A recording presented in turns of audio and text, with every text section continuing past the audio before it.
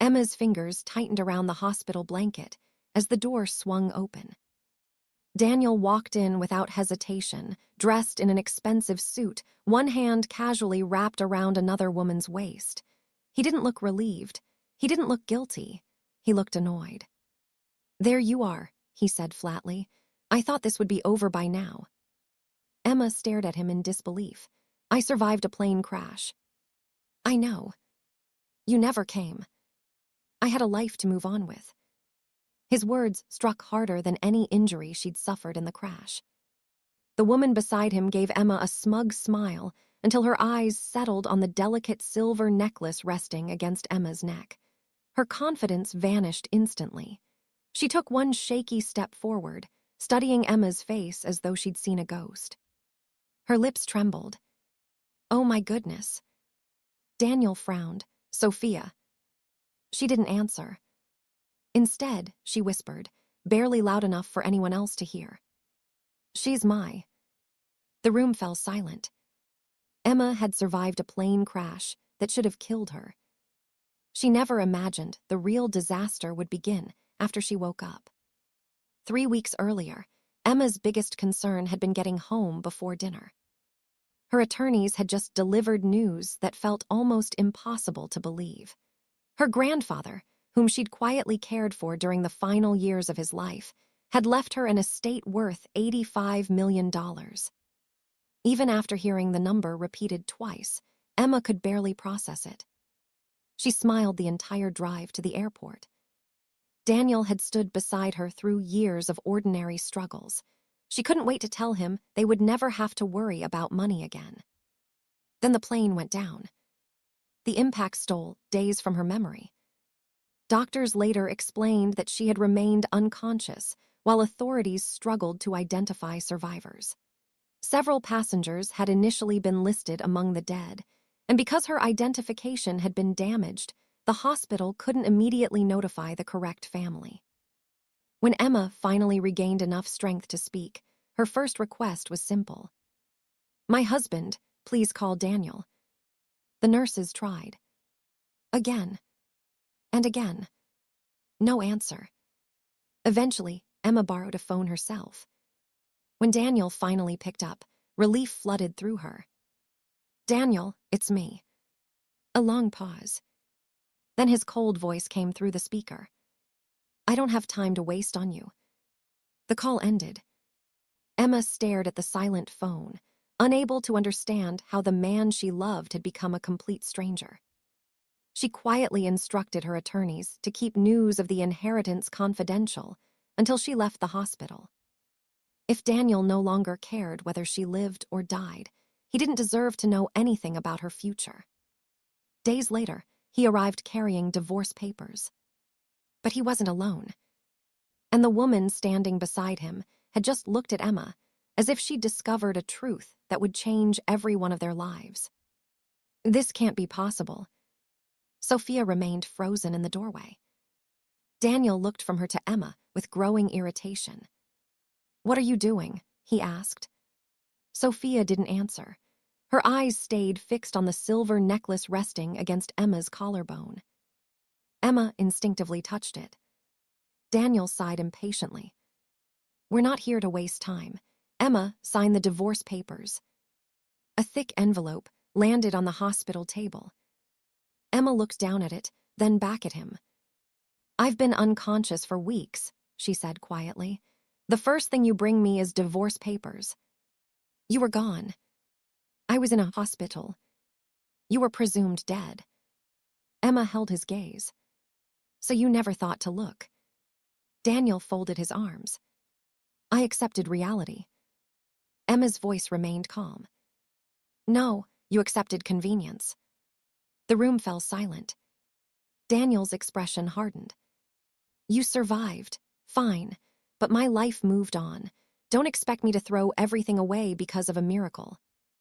Emma felt something inside her finally begin to change. She wasn't hearing confusion. She wasn't hearing regret. She was hearing someone defend, abandoning his own wife. Her mind drifted back to the morning she boarded the flight. She remembered rushing around the house, barely able to contain her excitement after meeting with her attorneys. Daniel had been sitting at the kitchen counter, pretending to read emails. When she mentioned having life-changing news, waiting until she returned, he'd immediately looked up. "What kind of news?" She smiled. "I'll tell you when I get home." He laughed. "You can't even give me a hint." "It's about Grandpa's estate." His expression changed for only a fraction of a second. "So, everything's finalized." Emma remembered thinking the question sounded strangely specific. "Almost." Daniel had nodded slowly. "That's good." At the time, she dismissed it. Now, lying in the hospital bed, the memory refused to leave her. Had he already been thinking about money before the plane ever took off? A soft voice interrupted her thoughts. "May I ask you something?" Emma looked toward Sophia. Daniel immediately frowned. "Sophia." Ignoring him, Sophia stepped closer. "That necklace." Emma instinctively touched it again. "What about it? Where did you get it?" Daniel rolled his eyes. "Seriously." Emma studied Sophia's face. There wasn't greed there. There wasn't arrogance. Only nervous curiosity. "I've had it since I was 17, Emma answered. "My grandmother kept it for me." Sophia swallowed hard. Emma continued quietly. "It was the only thing I had left after." She hesitated. "After I gave birth." Daniel looked confused. "You had a child." Emma nodded slowly. "I was very young. My family decided everything for me. They forced me into a closed adoption. I wasn't even allowed to hold my daughter for long." She looked down at the necklace. "My grandmother secretly gave me this afterward. She said if I couldn't keep my baby, I should at least keep one memory." Sophia's eyes immediately filled with tears. She took another slow step toward Emma. Do you remember the date?" Before Emma could answer, Daniel stepped between them. "Enough." He grabbed Sophia's arm. "This conversation is over." Sophia looked as though she wanted to protest. Instead, she lowered her head. "I'm sorry." Daniel pulled her toward the door. "We're leaving." As he argued with a nurse outside about discharge paperwork, Sophia quietly slipped back into the room. Without saying a word, she tucked a business card beneath Emma's blanket. Their eyes met for only a second. Then Sophia whispered, "Please, call me." She hurried away before Daniel noticed. Emma waited until the hallway fell quiet. Only then did she pull out the card. There was nothing written on the front, except Sophia's name and phone number. On the back, in hurried handwriting, were 6 words. "I think Daniel lied to both of us." **** Emma arrived at the law offices carrying more than a folder of documents. She carried questions that had grown heavier every hour since leaving the hospital. The business card Sophia had slipped beneath her blanket rested inside her purse, untouched. She still didn't know whether she could trust the woman who had appeared beside Daniel. Her attorney, Margaret Lewis, greeted her with a reassuring smile. "I'm glad you're feeling stronger." "I'm getting there." Margaret lowered her voice. "The inheritance remains confidential. Only a handful of people know." Emma nodded. "I want it to stay that way until the divorce begins." Margaret opened the conference room door. "Then let's prepare." The meeting had barely started when another voice echoed down the hallway. "Looks like we're right on time." "Daniel." He entered confidently, followed by Sophia. Unlike their visit to the hospital, Daniel looked completely relaxed, almost cheerful. He pulled out a chair without being invited. "I figured we'd settle this today." Emma looked at him steadily. "You weren't invited." "I don't need an invitation to protect my future." Margaret calmly interrupted. "This is a legal consultation." Daniel shrugged. "Exactly." He glanced toward Emma with a mocking smile. "You've been out of work for weeks." Hospital bills aren't cheap. I'm sure you'll appreciate ending this quickly. Emma remained silent. He mistook her silence for weakness. I've already rebuilt my life. You should stop pretending we're still married. Several assistants working outside the glass conference room slowed as they overheard his raised voice. Daniel didn't seem to care. In fact, he appeared to enjoy having an audience. You should be grateful someone even came to see you. Sophia shifted uncomfortably. Daniel. No. He leaned closer toward Emma. You survived. Congratulations. But don't expect me to support you. You have nothing left to offer. The room became painfully quiet. Margaret slowly closed the file in front of her. I think, she said calmly, this meeting has gone in a very different direction than you expected. Daniel smirked. I doubt that. Margaret slid another folder across the table. Before anyone discusses marital property, there's one important matter that changes everything. Daniel folded his arms confidently. I'm listening. She opened the folder. My client recently became sole beneficiary of an estate valued at approximately $85 million. Silence. Daniel blinked. What? Margaret repeated herself. Ms. Carter inherited $85 million before the accident. Emma watched every trace of confidence disappear from Daniel's face. His mouth opened slightly. His eyes darted toward Emma. No. He turned to her. You never told me. Emma answered evenly. I never got the chance. For several seconds, nobody spoke. Then Daniel abruptly pulled out a chair. Emma. His tone had completely changed.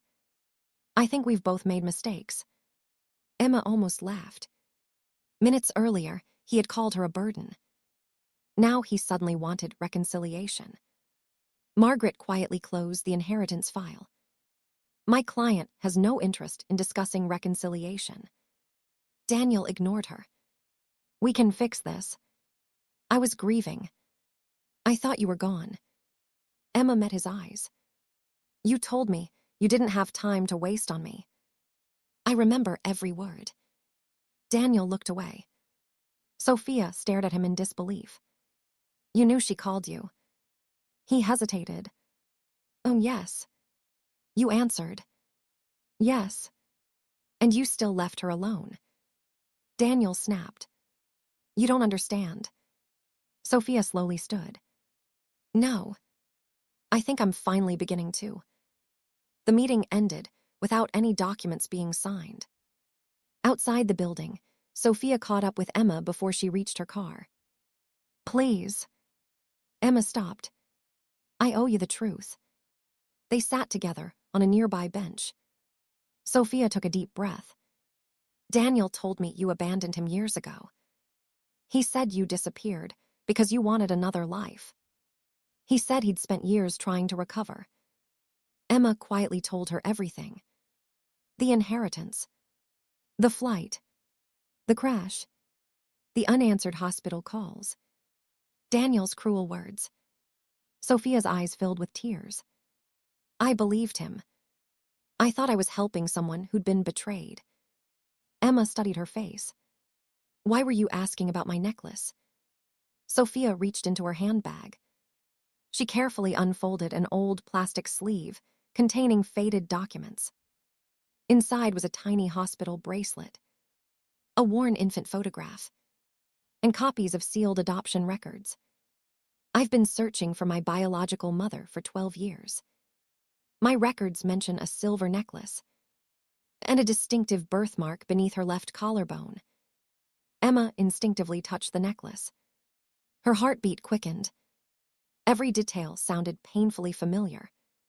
Before either woman could speak again, Emma's phone rang. Margaret. Emma answered immediately. What happened? Her attorney's voice was unusually tense. We've uncovered financial records. What kind of records?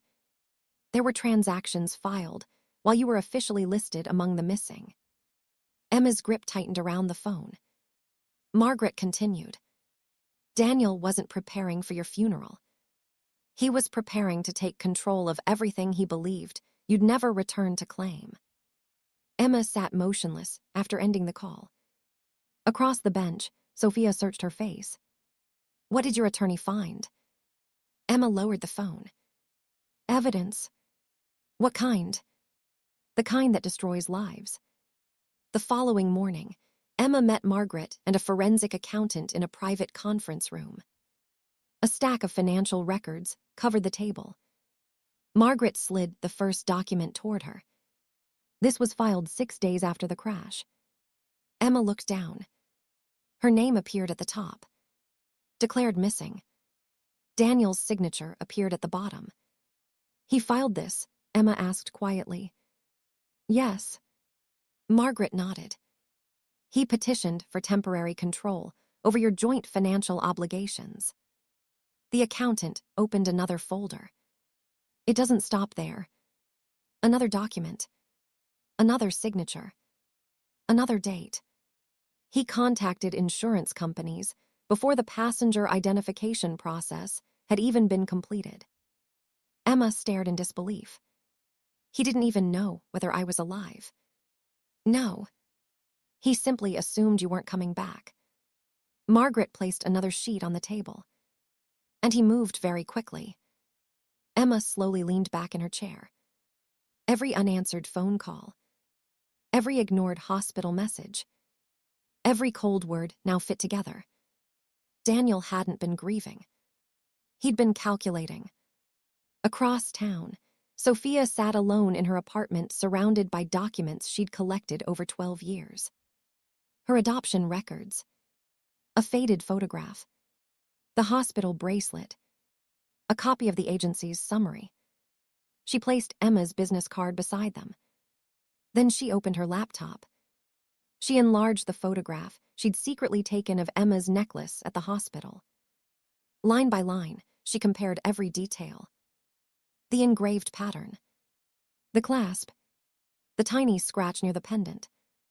Everything matched the description contained in her adoption records. Her breathing became uneven. She whispered to herself, "It can't be." Then she opened another envelope. Inside was a medical summary she'd received years earlier. It mentioned one identifying feature of her biological mother. A small birthmark beneath the left collarbone. Sophia closed her eyes. She had seen it. The moment Emma adjusted her hospital gown. Every clue pointed to the same impossible conclusion. Still, she needed certainty. She picked up the phone. I'd like to schedule a DNA test. 2 days later, Daniel stormed into Sophia's apartment without knocking. He threw his keys onto the counter. What have you been doing? Sophia looked up calmly. What do you mean? I know you've been meeting Emma. She didn't answer. Daniel stepped closer. You need to stop. Why? Because she's manipulating you. Sophia folded her arms. Or maybe you've been manipulating me. His expression darkened. I told you everything. No. You told me your version. Daniel paced across the room. You don't understand what's happening. Then explain it. I thought she was dead. You answered her phone call. You left her there. Daniel ran both hands through his hair. I had already moved on. That isn't an answer. His voice rose. If she'd stayed gone, none of this would have happened. The words hung in the room. Sophia had quietly pressed the record button on her phone minutes earlier. Daniel kept talking. I'd already started rebuilding everything. I couldn't let her come back and destroy my future. Only after several more seconds did he realize what he'd admitted. His eyes dropped to the phone in Sophia's hand. You recorded me. I recorded the truth. That afternoon, Emma returned to the attorney's office. Margaret smiled for the first time in days. The laboratory called. Emma's heartbeat quickened. The DNA analysis is complete. Before Margaret could continue, the receptionist opened the door. Sophia is here. She entered holding a sealed envelope with both hands. Her fingers trembled. I wanted us to open it together. Emma stood slowly. Neither woman spoke. The room felt impossibly still. Emma reached for the envelope. Just as her fingers touched it, the conference room door opened again. 2 investigators stepped inside. One addressed Daniel, who had rushed in moments behind Sophia. Mr. Daniel Carter. Daniel froze. Yes. We need to ask you several questions regarding financial filings submitted during your wife's disappearance. The color drained from his face. Emma looked from the investigators to the unopened DNA report resting between herself and Sophia. Everything was about to change. The room fell completely silent. Daniel looked from the investigators to the sealed DNA envelope on the conference table. What is this? He demanded. Neither investigator answered immediately. One of them calmly produced a folder. Mr. Carter, we'd appreciate your cooperation regarding several financial declarations submitted during the period your wife was officially listed among the missing. Daniel forced a laugh. This is ridiculous. I was handling family business. We'll determine that, the investigator replied. Margaret quietly turned toward Emma. They can wait. Emma nodded. No. She looked at Sophia. Let's finish what we started. Sophia swallowed hard. Together, they broke the seal on the envelope. For several seconds, neither woman spoke. Emma's eyes slowly scanned the report. Then they stopped. Her hands began to tremble. Sophia whispered, "What does it say?" Emma looked up, tears already filling her eyes. It says, "There's a 99.99% probability that I'm your biological mother." Sophia covered her mouth. For years, she had imagined this moment. She had pictured dozens of possibilities. None of them looked like this. She took one hesitant step toward Emma. My whole life. I thought you abandoned me. Emma immediately shook her head. No. My family made that decision. I was 17. I begged them to let me keep you. Her voice cracked. They told me I'd ruin everyone's future. They arranged everything. They wouldn't even tell me where you were going. Emma slowly removed the necklace from around her neck. My grandmother secretly gave this back to me after the adoption. She said, if I couldn't take my daughter home, I should never lose the last thing she saw me wearing. Sophia stared at the necklace. Her hands shook as she reached into her purse. She carefully unfolded a photocopy from her adoption records. Pointing to a single line, she whispered, "It says, birth mother wore a silver necklace with engraved vines." She looked back at Emma. I've carried this paper for 12 years. Emma stepped forward. So have I. Neither woman spoke again. They simply embraced. Years of unanswered questions dissolved into quiet tears. Neither blamed the other. Both understood they had been separated by decisions neither of them had been allowed to make. Behind them, Daniel stood speechless. This changes nothing, he muttered. Sophia slowly turned toward him. No. It changes everything. She pulled out her phone. I recorded our conversation. Daniel's face drained of color. You what? I recorded you admitting that you believed Emma would never come back. You admitted you ignored her phone call. You admitted you were already planning your future before anyone even confirmed she was dead. Daniel took a step toward her. You can't use that. I already have. She handed the phone to one of the investigators. There are also emails, and bank records, and messages showing exactly when he started transferring money. The lead investigator accepted the device. Thank you. Daniel looked desperately at Emma. Please. You know I didn't mean any of it. Emma met his eyes calmly. I believed that once. Not anymore. The investigators informed Daniel that his financial records, insurance filings, and sworn declarations would be reviewed as part of a fraud investigation. Within weeks, the consequences spread quickly. Civil lawsuits challenged every fraudulent filing he had submitted. Insurance companies demanded explanations for declarations made before official identification of crash victims. His employer suspended him pending the investigation. Friends who had admired his success learned he had abandoned his critically injured wife after answering her call and telling her he had no time for her. One by one, they walked away. The reputation he had spent years building collapsed far faster than he ever imagined. Sophia filed for an annulment, explaining that her marriage had been built entirely on deception.